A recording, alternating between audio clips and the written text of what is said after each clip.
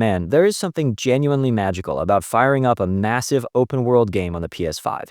We've moved way past the days of empty sandboxes where you just mindlessly sprint from one map icon to another, because the current hardware is finally letting developers go completely crazy with the granular, realistic details. I'm talking about dense, handcrafted environments where you can physically feel the crunch of gravel or the heavy tension of a drawn bowstring through the haptic triggers on the DualSense controller. The controller feedback alone completely changes the vibe and grounds you in the world. The sense of scale we're seeing right now is just ridiculous, especially with how seamlessly the solid state drive loads everything in the background. You can stand on a rocky cliff, look off into the horizon at some massive, sprawling city or a dense forest, and you know for a fact you can just walk all the way over there without a single stutter or loading screen breaking your immersion. The lighting agents, the way the volumetric fog actually rolls through the trees, the fact that NPC AI routines make them feel like they have actual daily lives instead of just standing around waiting for you to look at them, it all just pulls you in so deep. But obviously, with these massive, story-driven games demanding anywhere from 60 to well over 100 hours of your life, the risk of burning your very limited free time and your hard-earned cash on a world that looks pretty but feels completely dead inside is super high. I have spent an incredibly unhealthy amount of time sinking my teeth into the current PS5 library, really testing the pacing, the heavy weight of the combat systems, how smooth the animations transition when you're just out exploring, and whether the world actually rewards your curiosity or just hands you mindless busy work. I wanted to filter out all the bloated, boring stuff, so I've put together a lineup of 14 absolute bangers that actually respect your time and deliver incredibly immersive, rich environments that are genuinely worth getting completely and utterly lost in. Man, we have to talk about how Cal Kestis is finally back and sporting an absolutely glorious beard, because Respawn basically looked at the solid but somewhat clunky foundation they built with Fallen Order and decided to violently expand every single aspect of it to create a genuinely massive Star Wars epic. The leap in combat fluidity is easily the most impressive upgrade here, because you are no longer just awkwardly swinging a glow stick. Cal has evolved into a fully realized Jedi Knight with 5 entirely distinct lightsaber stances that fundamentally change the entire rhythm of how you approach encounters. You have the classic balanced single blade and the double-bladed staff, which is an absolute lifesaver for aggressive crowd control when you are getting swarmed by B1 battle droids. But then they added the dual-wield stance, which turns you into an absolute blender of aggressive, lightning-fast combos, where you can actually cancel your attack animations to pull off clutch parries. If you want to lean into the heavy Souls-like mechanics, you could equip the massive crossguard stance that swings exactly like Kylo Ren's heavy saber to completely shatter a Purge Trooper's guard meter. And honestly, the blaster stance is my absolute favorite, because it gives you this incredibly elegant Count Dooku fencing style combined with a punchy ranged option that makes you feel unbelievably lethal. There's absolutely nothing more satisfying than perfectly timing a parry to deflect a heavy blaster bolt right into a stormtrooper's chest and watching the physics engine send them flying backward. The most surprising addition, though, is the massive open-world hub on the planet Kobo. You stumble into Rambler's Reach and reunite with Grease at Pyloon's Saloon, and this dusty little cantina basically becomes your permanent home base. It is incredibly rewarding, because as you explore the deeply layered Metroidvania-style map, you are actively recruiting all these weird alien NPCs out in the wilderness who actually move into the saloon and completely upgrade the vibe. You find Scuba Steve to populate your massive fish tank. You unlock a rooftop garden to plant weird alien flora. You hire a DJ droid to play custom music tracks, and you even unlock this ridiculously addictive holographic auto battler called Holotactics. Exploring the dense jungles and floating High Republic ruins actually respects your time, because instead of handing you useless collectible garbage, you are constantly finding essential skill points, gorgeous cosmetic customization options for Cal's outfits, and genuinely interesting environmental storytelling echoes. They completely took the training wheels off the Force abilities this time around too. You are violently pulling enemies off ledges, pushing massive groups into the abyss, slowing time, lifting entire platoons into the air, and seamlessly chaining all these acrobatics together like an absolute Jedi master. The environmental puzzles force you to use all these abilities incredibly creatively, and gaining the mid-air dash opens up so many crazy vertical platforming sections that make backtracking through older areas feel genuinely rewarding. The narrative takes some incredibly dark and heavy turns this time around, too. Cal's dynamic with his mercenary buddy Bode and the returning crew feels so deeply mature and fully realized. The villains are genuinely intimidating and feel like massive physical threats, and the story hits you with some devastating emotional gut punches that I absolutely did not see coming. And obviously, I absolutely refuse to spoil it, but there is a specific legendary cameo hidden in the game that made the entire fan base lose their collective minds. If you enjoyed the first game even a little bit, Survivor is the ridiculously polished, massive sequel you have been desperately waiting for. Man, Square Enix completely woke up and shows absolute violence when they decided to craft one of the most ridiculously ambitious role-playing games in the history of the medium, taking everything they successfully built in Remake and violently exploding that foundation across this staggeringly massive, seamlessly connected open world that covers basically all of the iconic locations from the original classic is an insane technical achievement. Stepping out of the suffocating steel skies of Midgar into the lush, sprawling grasslands and physically seeing the open blue sky stretch out into the horizon for the very first time hits you with this massive wave of pure, unfiltered nostalgia, especially if you grew up playing the original game. Suddenly, you are no longer trapped in linear metallic corridors because you are out there taming entirely different regional breeds of chocobos to scale vertical cliffs in Cosmo Canyon or propel yourself over the oceans, and the entire party genuinely feels like a tight-knit group of friends on a chaotic, emotional cross-country road trip.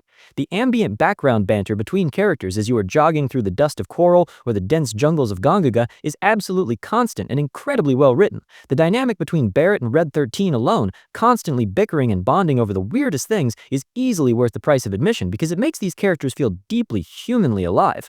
The combat system takes the already brilliant stagger mechanics from Remake and aggressively refines them into absolute perfection. The brand new synergy abilities completely change the entire flow of encounters. Instead of simply mashing attack buttons, you are actively coordinating these flashy, deeply cinematic tag team strikes, like having Cloud and Tifa execute a massive synchronized power cleave that shreds enemy health bars while simultaneously raising both of their limit break levels.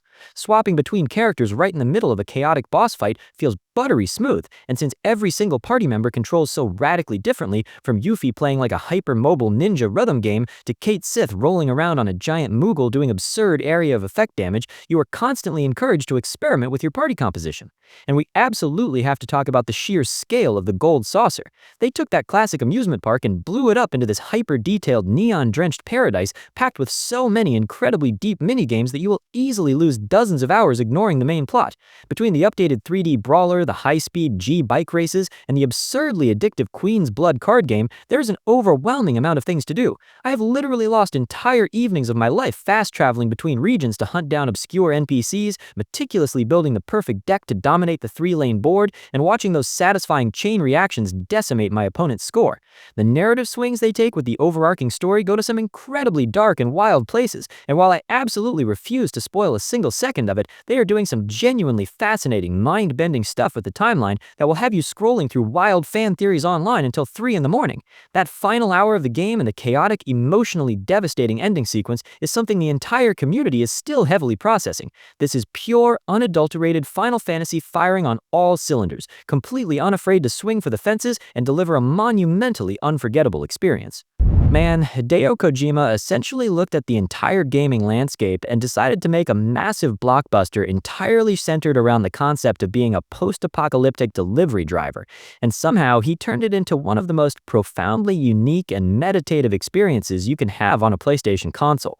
I will be completely honest and say right up front that Death Stranding is absolutely not going to be for everyone, but if the core gameplay loop actually clicks for you, there is genuinely nothing else on the market that feels anything like this. The underlying premise is completely wild and aggressively Kojima. The entire continent of America has been completely fractured after the literal concept of death broke and invaded the physical world. You step into the muddy boots of Sam Porter Bridges, played brilliantly by Norman Reedus, and your monumental task is to trek across this desolate, hauntingly beautiful landscape to physically reconnect isolated underground bunker cities to the chiral network. All the while, you are desperately trying to avoid these terrifying, invisible floating entities called BTs, navigating through timefall storms where the rain literally fast-forwards the aging process of anything it touches, and dodging camps of obsessive mules who are essentially deranged bandits that really hate the postal service and want to steal your cargo. Where the game transcends from a weird walking simulator into an absolute masterpiece is the social strand system, which is this incredibly brilliant asynchronous multiplayer mechanic. Every single ladder you drop across a rushing river, every climbing rope you hammer into a sheer cliff face, and every massive bridge or highway paver you construct can seamlessly bleed over into the worlds of other actual players. You are all collectively working together to rebuild society without ever physically meeting another human being. There is this unbelievably beautiful, heartwarming feeling when you are completely out of stamina, your boots are ruined, you are overloaded with heavy cargo, and you suddenly crest a brutal snowy peak to find a fully charged generator and a zip line that a total stranger placed there just to help out. And when you get that little notification that someone used your structure and left you a bunch of likes, it creates this deep sense of communal connection that is incredibly rare in gaming.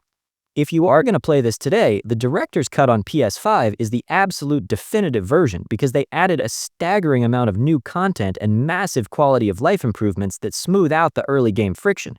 They added this ridiculously fun fragile circuit racing track where you can drift around in a brand new roadster, a fully featured VR firing range to actually practice the combat mechanics, and a bunch of new toys like the Mazer gun, which totally fries mules with electricity. You even get a cargo catapult that literally launches your heavy packages across massive chasms with a parachute, and a buddy bot that you can either load up with extra gear or literally just sit on and let it carry you to your destination. The traversal itself is the actual combat loop here. You're actively scanning the terrain, planning out your meticulous routes, and choosing exactly how to distribute the weight of your cargo on your back. The integration of the DualSense controller haptics is an absolute masterclass because you can physically feel the heavy resistance in the adaptive triggers when you grip your backpack straps to maintain your balance on a steep incline. You can even feel the distinct texture of crunchy snow or thick mud vibrating through your palms, and the subtle pulsing of the timefall rain tapping against the controller shell is unbelievably immersive. It is a slow, methodical, and deeply meditative experience. When you finally make that massive trek across the map, plug a new city into the network, and watch the map suddenly light up with all the structures and signs from other players, the emotional payoff is absolutely colossal. It is pure, unfiltered art, and you owe it to yourself to experience it at least once. Man, we really have to talk about the absolute craziest comeback story in the history of the gaming industry. We all remember that catastrophic launch back in 2016. The hype was completely out of control, the game came out, and it felt super hollow and empty. Most studios would have taken the massive pile of pre-order cash, apologized once, and vanished into the night. Hello Games did the exact opposite. They went completely dead silent, locked themselves in the studio, and spent almost a decade pouring pure love and sweat into a massive redemption arc. Now we are sitting here looking at a universe with 18 quintillion procedurally generated planets. I cannot even begin to wrap my head around a number that massive. But practically speaking, it means you and your friends could play this for the rest of your natural lives and not even scratch the surface of the galaxy map. The scale is completely mind-blowing, especially when you consider the seamless transition mechanics. You can blast off from a space station, hit your pulse drive, and fly directly down through the volumetric atmospheric clouds of an undiscovered world without a single loading screen breaking your immersion. Every single time you touch down, the procedural generation engine spits out an entirely unique ecosystem with bizarre terrain formations, completely unpredictable weather cycles, and weird alien wildlife that you get the honor of scanning and naming. One session, you were sprinting for your life across a toxic, frozen wasteland, desperately trying to hoard sodium to recharge your hazard protection systems while dodging aggressive sentinel drones. The next time you log in, you are casually strolling through a glowing, bioluminescent paradise planet with pink grass, zero extreme storms, and absolutely peaceful vibes. It is insanely therapeutic. You just fall into this incredibly satisfying gameplay loop of firing up your multi-tool mining laser, hearing that perfect audio crackle as you melt down ferrite and carbon, and managing your inventory to fuel your hyperdrive for the next jump. The core mechanics have been expanded so deeply over the years. The flight model in space combat feels surprisingly heavy and responsive now, letting you drift and dogfight pirate frigates in asteroid fields with some really punchy sound design on the ship cannons. The base building system is a massive time sink on its own, letting you construct sprawling underwater glass facilities or orbital platforms, manually wiring up massive power grids and automated mineral supply chains. And the craziest part is that they flat out refuse to stop adding content for free. They have added full fleet command, biological living ships that you literally hatch from an alien egg, seasonal expeditions with unique mechanics, and entire planetary settlements you can become the overseer of. They even overhauled the entire graphics engine recently to make the water and lighting look incredibly realistic. If you played this at launch and immediately uninstalled it, you are currently missing out on one of the most mechanically rich and visually stunning survival sandboxes ever made. You absolutely owe it to yourself to re-download it and see what a real passion project looks like today. Man, I do not even know how to accurately capture the sheer cultural impact of Elden Ring without sounding like a broken record, but we absolutely have to talk about it. From Software essentially took their meticulously crafted, punishingly difficult Dark Souls formula, completely shattered the linear level design, and somehow successfully stretched it across one of the most staggeringly massive open worlds ever conceived. Stepping out into Limgrave for the very first time and seeing that colossal glowing golden Erd tree dominating the entire skyline is a genuinely terrifying and awe-inspiring moment. They completely ditched the hand-holding map markers that plague modern gaming. Instead, you are just dropped into the lands between with nothing but your own curiosity and the terrifying realization that almost every single moving thing in this twisted fantasy ecosystem wants to absolutely brutally murder you. You will be riding your spectral steed Torrent through a misty swamp, and suddenly a massive, rotting dragon just crashes down from the sky, forcing you to either fight for your life or desperately gallop away in sheer panic. That is the absolute genius of the game design right there. If you run into a brick wall of a boss, you are never actually stuck. You just turn your character around, pick a random direction on the compass, and go clear out a creepy underground catacomb, discover a hidden legacy dungeon like Stormvale Castle, or farm runes until you are ridiculously overleveled. Then you come back and completely, utterly decimate the boss that gave you trouble.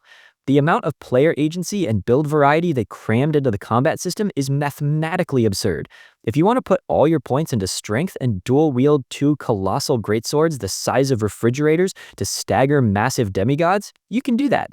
If you prefer standing back and unleashing a literal laser beam of glintstone magic with Comet Azure to melt a health bar in 4 seconds, the game actively encourages it.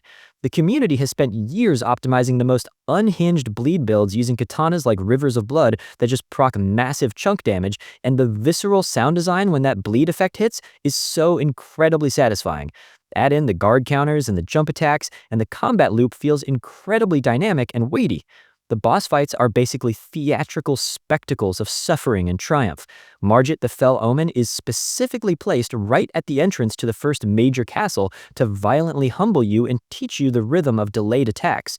By the time you reach the end game, you are clashing swords with literal gods and horrific cosmic entities, and earning that enemy-felled screen provides a massive dopamine rush that very few games can ever hope to replicate.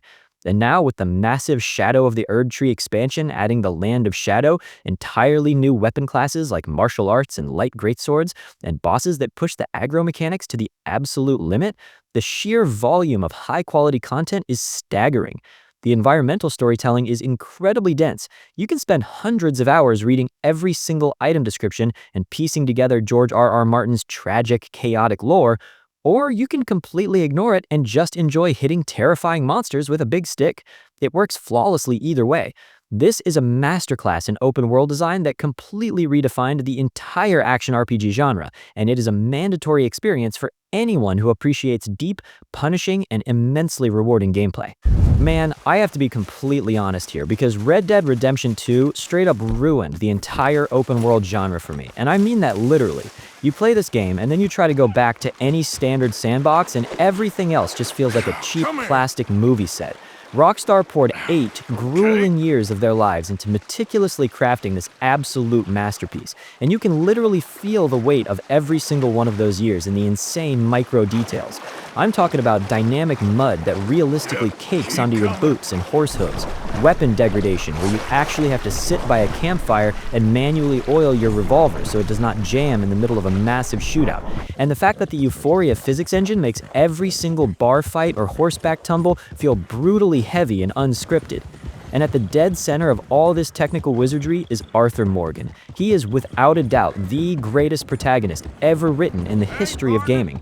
Watching this incredibly tough, incredibly flawed man slowly realize that the age of outlaws is dying, and watching his blind loyalty to Dutch Van der Linde slowly fracture is just devastatingly good storytelling. Roger Clark delivered an absolute masterclass performance that gives me chills every time I hear Arthur speak. The facial capture technology grabs every subtle eye movement and wince of pain, making the entire gang feel like real, grieving people instead of generic video game NPCs. That camp system completely anchors the entire experience because it gives you this deeply flawed found family that you genuinely grow to care about. You spend hours chopping wood, carrying hay bales, pouring coffee, and just sitting by the fire listening to Lenny and Hosea tell stories. You watch these dynamic relationships evolve naturally over time, and because you invested so much sweat into providing food and money for these people, the sheer emotional weight of the later chapters hits like an absolute freight train. You actually feel the tension and the despair creeping into the camp as things start falling apart. I have lost hundreds of hours just ignoring the main story to exist in this world. The hunting and fishing mechanics are so unbelievably deep they could be a standalone game. Tracking a legendary buck through the deep snow of Amberino, watching the dynamic weather system seamlessly shift from a light flurry to a blinding blizzard, and feeling the heavy resistance of the DualSense triggers as you pull back the string of your bow is peak immersion. The animal AI is completely unhinged because predators actually hunt prey in the wild, and NPCs remember if you robbed them 3 weeks ago and will call you out on it in the street.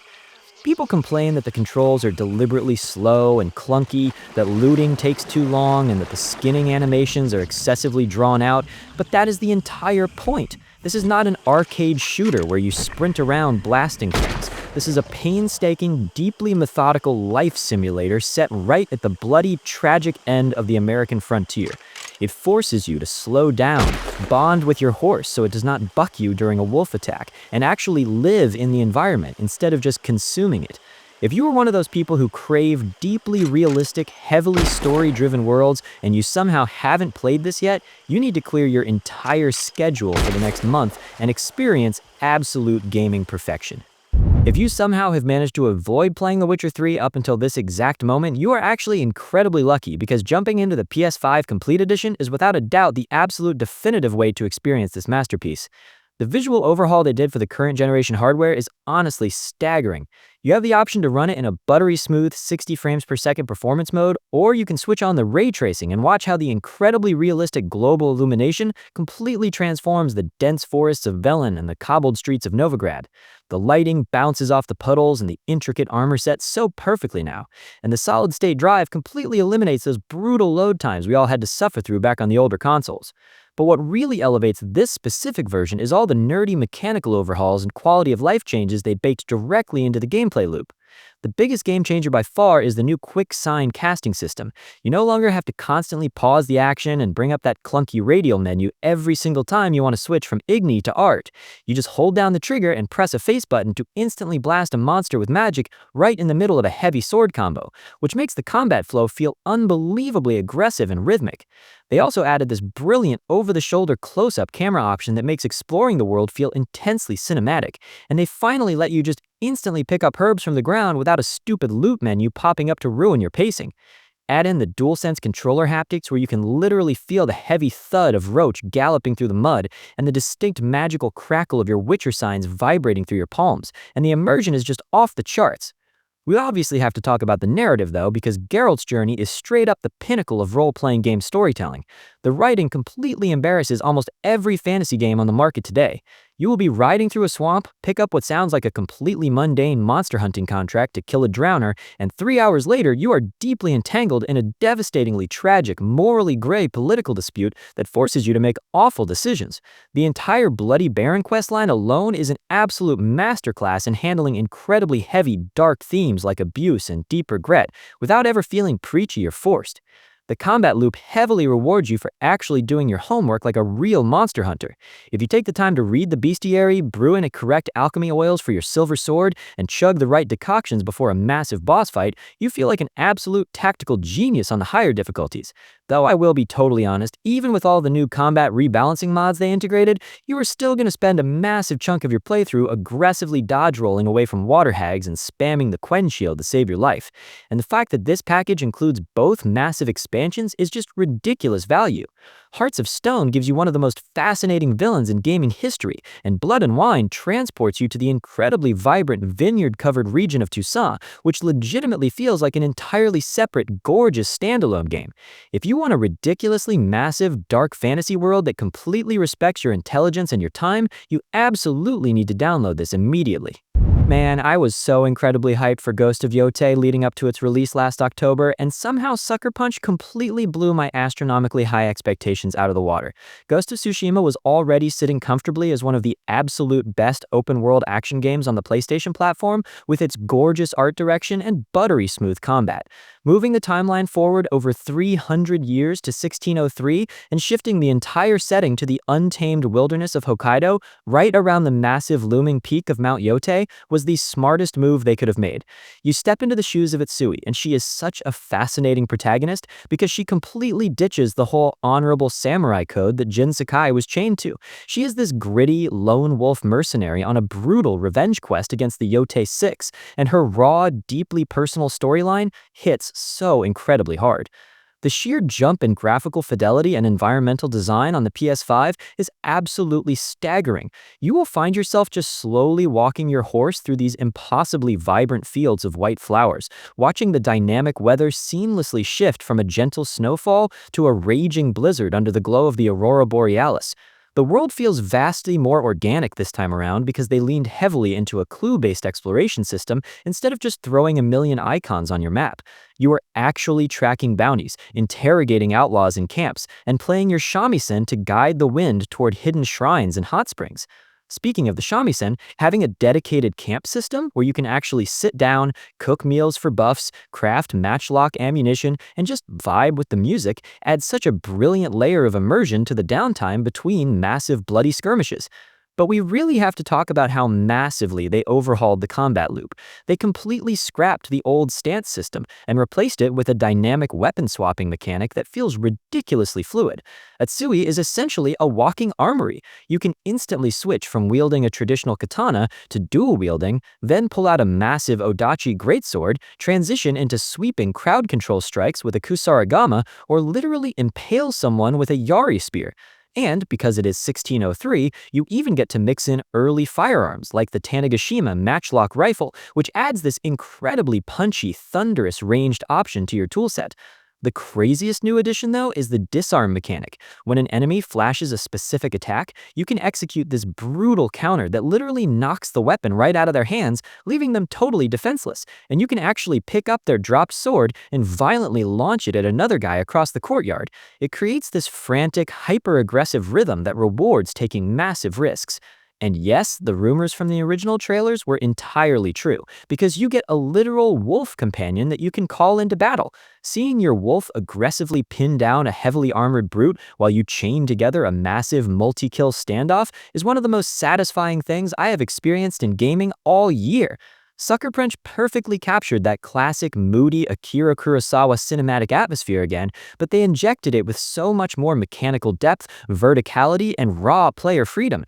If you somehow have not picked this up yet, you are depriving yourself of an absolute masterpiece that will easily consume months of your life.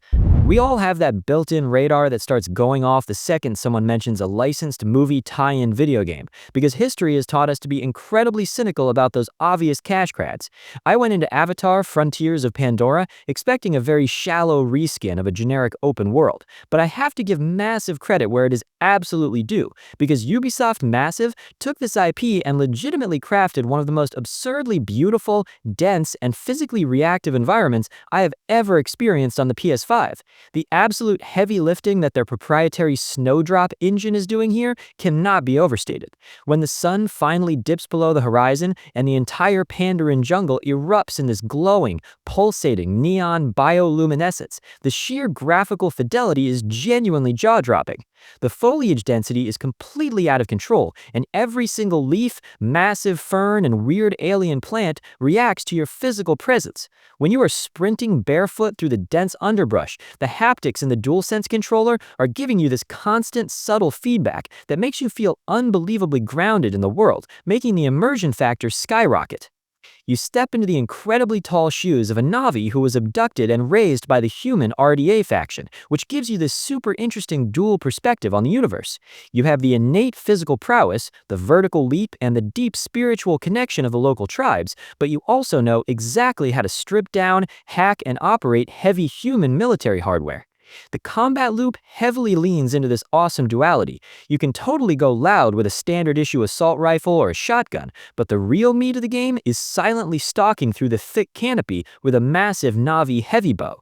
The sound design on the weapons is incredible, and pinning a heavily armored human mech suit to a tree with a gigantic spear the size of a telephone pole feels incredibly punchy and deeply satisfying. You spend a lot of your time taking out these massive, polluting industrial human facilities, and physically watching the lush, vibrant nature instantly reclaim the poisoned earth once you sabotage their cooling towers is a ridiculously rewarding gameplay loop. The on-foot parkour is incredibly fluid, letting you vault over massive roots and slide under fallen logs with a ton of momentum, but the entire map completely blows wide open the second you bond with your Ikron.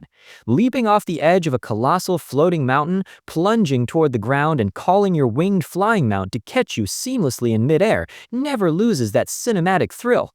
The flight mechanics have a real sense of weight and drag to them, making it feel like you are actually riding a massive beast rather than just piloting a drone.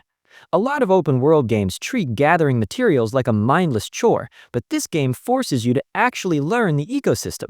The cooking and crafting systems are surprisingly deep, requiring you to hunt specific flora and fauna while paying close attention to the weather conditions and the exact time of day to harvest the highest quality materials without ruining them.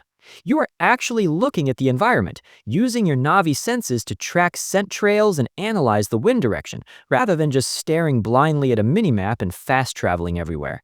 If you ever wanted a game that completely respects the source material and lets you genuinely inhabit an alien moon with all the nerdy survival details intact, you absolutely have to play this. We genuinely have to talk about the absolute most insane comeback story in recent gaming history, because Cyberpunk 2077 is currently sitting comfortably as one of the absolute best open-world role-playing games you can possibly play right now. Experiencing Night City on the PS5 hardware just hits completely different compared to that disastrous launch window. The sheer density of this dystopian metropolis is absolutely mind-blowing. Every single narrow alleyway and rain-slicked street corner has some completely unscripted gang shootout or weird random encounter happening natively in the background. Every massive, brutalist mega building feels deeply lived in and holds some kind of hidden environmental storytelling if you actually take the time to look.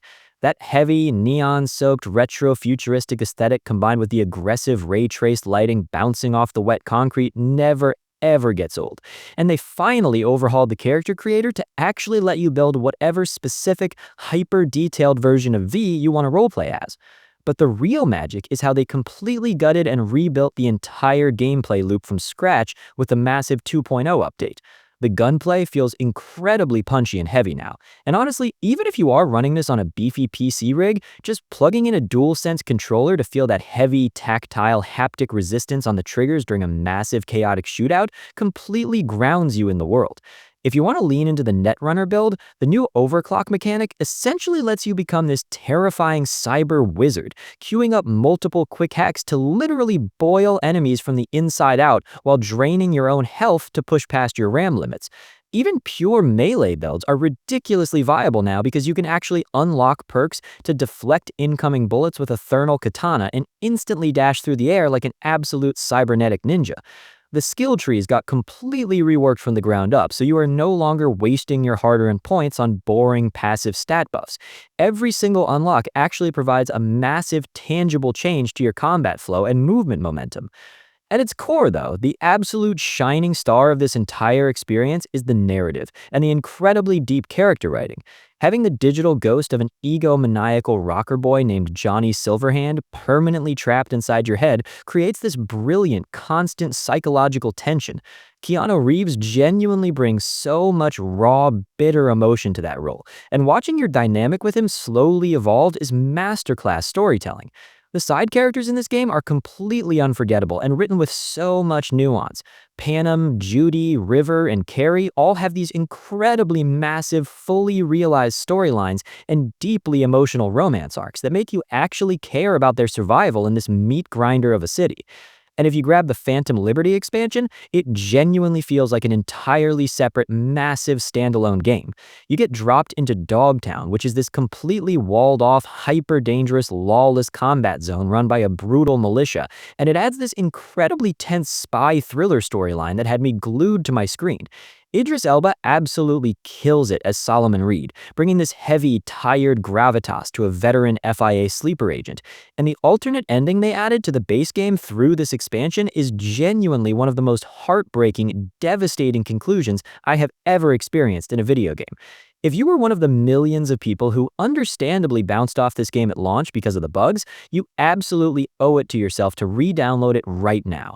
Night City completely deserves a second chance, and honestly, the sheer amount of love and polish the developers poured into fixing this masterpiece absolutely demands to be experienced. I honestly thought Insomniac peaked with the first game and the Miles Morales spin-off, but they essentially threw both of those incredible experiences into a blender and poured out an absolute masterpiece that somehow makes swinging through New York City feel infinitely better. The addition of the web wings completely changes the entire fundamental flow of the game. You are leaping out of super slingshots, popping those wings to catch massive high-altitude wind tunnels, and then seamlessly transitioning straight back into a heavy pendulum web swing without ever letting your feet touch the concrete. It becomes this deeply hypnotic, momentum-based rhythm game where you are constantly chaining dives and arcs together. Because the PS5 solid-state drive is rendering the vastly expanded map of Brooklyn and Queens so ridiculously fast, you get so locked into that buttery smooth flow state that you will completely forget the instantaneous fast travel feature even exists. The way they handled Peter bonding with the symbiote is an absolute masterclass in making the gameplay reflect the narrative. You physically feel the terrifying power difference the exact second he puts on that black suit. The combat loop immediately shifts from acrobatic defensive dodging into pure, unadulterated aggression. Hitting the sticks to activate your symbiote surge turns you into an absolute powerhouse, letting you use these massive, brutal tendril slams that completely shatter enemy guards and throw them across the street. The DualSense controller haptics actually rumble with this chaotic, heavy intensity, and the brand new parry mechanic means you are violently standing your ground against heavy attacks, rather than jumping away. There is this heavy, constant tension because you can physically see the suit warping his mind and making him incredibly vicious. Right in the middle of that darkness, Miles steps up as the absolute emotional anchor of the entire story, desperately trying to hold their fractured lives together while utilizing his new evolved bioelectric powers that add so much vibrant, explosive visual flair to his combat encounters. And having Kraven the Hunter step in as the main antagonist works so unbelievably well. He entirely ignores the standard villain tropes of world domination and instead treats the entire city like his own personal big game hunting ground, stalking superhumans purely for the thrill of the sport. His heavily armed hunter factions actually force you to utilize stealth properly, letting you create custom web lines across the rafters to string them up one by one, which makes the streets feel genuinely dangerous. And then the narrative finally unleashes venom. I absolutely refuse to spoil a single second of it, but I will say that they took the brakes completely off for that final act and delivered pure, chaotic, cinematic perfection. Even the side content feels meticulously crafted this time around, with every single district having its own distinct visual flavor and unique crimes to stop. The sheer volume of unlockable suits with custom color palettes is staggering, and swinging around hunting for those obscure little hidden spider bots perfectly scratches that nostalgic collector itch. This is fundamentally the absolute gold standard superhero experience that every single other comic book game desperately wishes it could achieve. If you grew up aggressively waiting for an owl to drop a Hogwarts acceptance letter through your window, Playing this game is basically pure, unfiltered wish fulfillment. We have waited decades for a massive, single-player, story-driven open world set in this universe, and Avalanche Software absolutely delivered a masterclass in environmental design. Stepping into the Great Hall or just wandering the corridors of Hogwarts for the very first time is a genuinely emotional experience because the sheer attention to detail is completely ridiculous.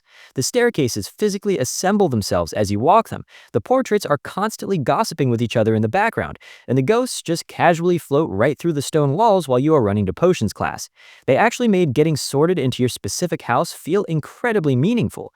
If you end up in Slytherin, your common room is this moody, gorgeous underwater dungeon looking directly out into the murky depths of the Black Lake, and you spend so much of your downtime just vibing in these insanely atmospheric spaces. Playing this on the PS5 or even plugging a DualSense controller into your PC completely elevates the entire experience because the haptics are working overtime. You literally feel the heavy, tactile resistance in the triggers when you cast a powerful spell, and hearing the crackle of fire or the distinct sparkling hum of Lumos coming directly out of the controller speaker grounds you so deeply in the world. The absolute biggest surprise of the entire game has to be the combat system, because they easily could have slapped together some lazy, basic wand waving for a licensed product, but they actually built a ridiculously deep and fluid action loop. You are essentially playing a highly aggressive rhythm game with magic. You have to constantly juggle different colored spells to break specific enemy shields, like using a purple force spell such as Accio to rip a dark wizard right toward you, freezing them solid with a yellow control spell like Glacius, and then instantly shattering them with a massive red damage spell like Defendo. It feels so incredibly satisfying to chain those combos together while aggressively dodge rolling out of the way of unblockable attacks. And once you fill up your ancient magic meter, you can literally use telekinesis to rip a heavy explosive barrel out of the environment and violently launch it directly into a charging troll's face. The animations for all of this are buttery smooth, making you feel like an absolute powerhouse of a wizard once you get the muscle memory locked in. Once you finally step outside the castle walls and actually hop on your broomstick, you realize the open world stretching across the Scottish Highlands is absolutely massive. You can seamlessly fly all the way down to Hogsmeade to buy potion ingredients, clear out huge bandit camps full of ash meters, or tackle deep environmental puzzle rooms. A huge chunk of my playtime just evaporated the second I unlocked the Room of Requirement. It basically turns into this incredibly addictive sanctuary where you are decorating your own personal space, brewing massive batches of Wiggenweld potions, and interacting with the deep vivarium mechanics. You are literally out there rescuing magical beasts like Nifflers and Thestrals from poachers, bringing them back to this gorgeous custom biome, and even breeding them to harvest vital upgrade materials for your gear. The fact that they set the entire narrative all the way back in the 1890s was such a brilliant move, because you are completely free from the shadow of familiar movie characters. You are entirely focused on carving out your own unique legacy, dealing with this incredibly tense goblin rebellion led by Ranrock, and uncovering the forgotten, highly volatile secrets of ancient magic. Even if the completionist map-clearing stuff gets a little repetitive toward the end, the sheer magic of existing in this beautifully realized universe makes it a mandatory, essential playthrough for absolutely anyone who loves immersive games. I have to talk about how Guerrilla Games completely showed off with Aloy's second adventure, because taking the franchise to the West Coast was a massive flex. The Forbidden West is quite frankly one of the most jaw-droppingly gorgeous virtual environments ever put on a screen. You go from exploring these incredibly dense, vibrant jungles where every single leaf seems to react to the wind, to diving into completely submerged cave systems, and eventually stumbling upon the neon-lit, flooded ruins of an overgrown Las Vegas. The sheer graphical fidelity of the character models and the environmental storytelling on display here is absolutely staggering. The machine ecosystem got a ridiculously massive upgrade this time around. You are staring down these colossal, terrifying mechanical beasts like the Fang, which is this massive cobra that spits acid and coils around ruins, or the towering tremor-tusk mammoths that literally shake the ground through the controller haptics. And those underwater encounters with the new amphibious machines genuinely had my heart pounding every single time I had to dive below the surface. But the core combat loop is where the game truly shines, scanning a machine with your focus to highlight individual components, carefully stripping off their armor plates with tear arrows, and exploiting those specific elemental weaknesses is still one of the most satisfying gameplay loops in modern gaming.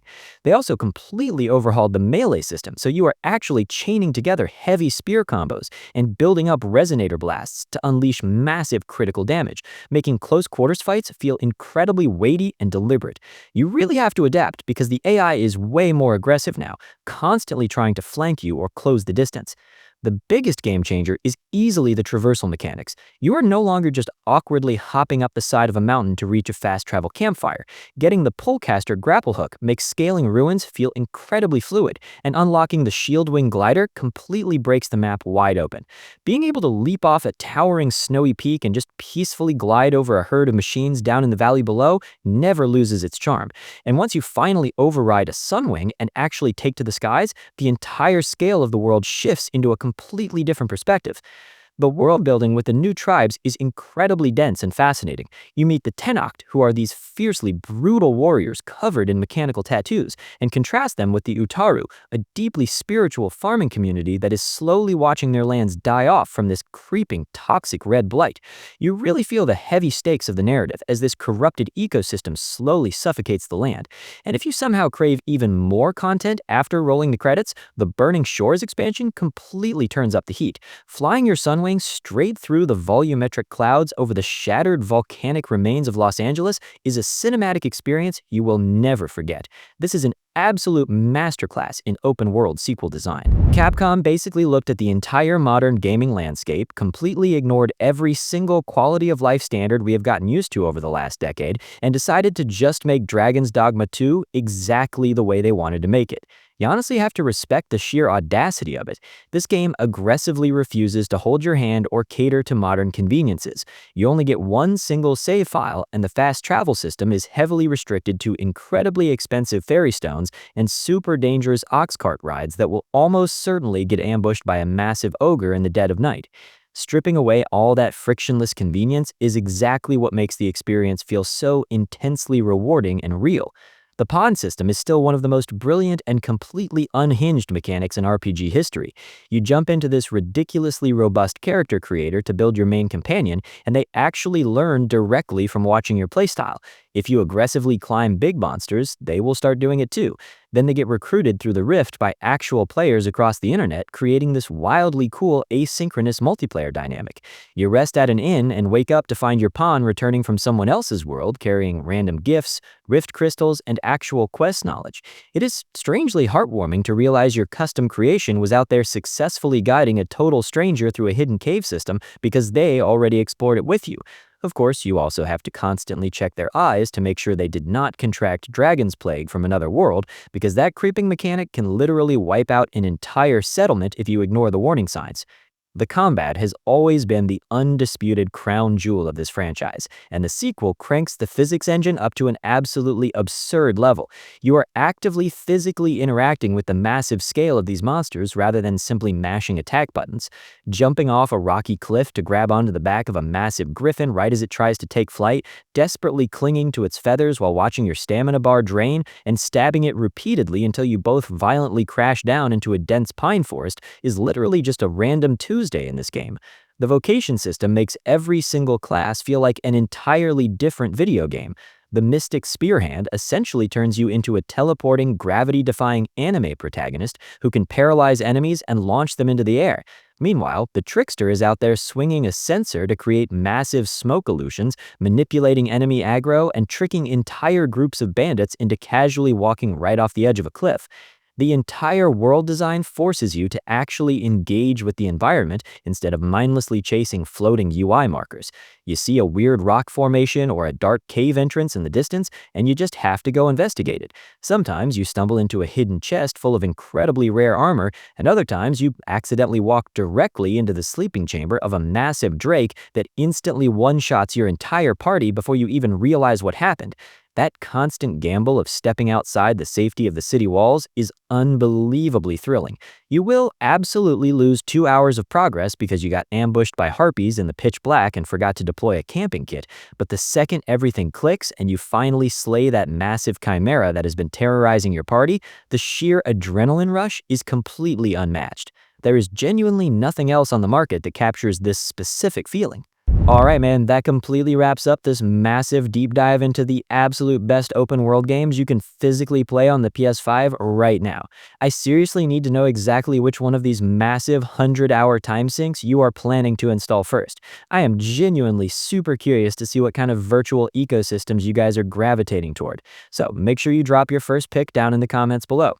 And look, if you are sitting there fuming because I somehow managed to completely ignore your absolute favorite open world masterpiece, I fully expect you to aggressively call me out down there. I can totally handle the heat, and honestly, I am always looking for another ridiculous excuse to ignore my real world responsibilities and get lost in a new map anyway. If this breakdown actually helped you lock in your next gaming obsession and saved you from burning your hard-earned cash on a boring, empty sandbox, hitting that like button and officially subscribing to the Pixel Dragon channel would honestly mean the absolute world to me. It really helps push this content out to more people who love obsessing over insanely detailed game mechanics and atmospheric worlds just as much as we do. I will catch all of you guys in the next video, so stay safe and go get completely lost in a great game.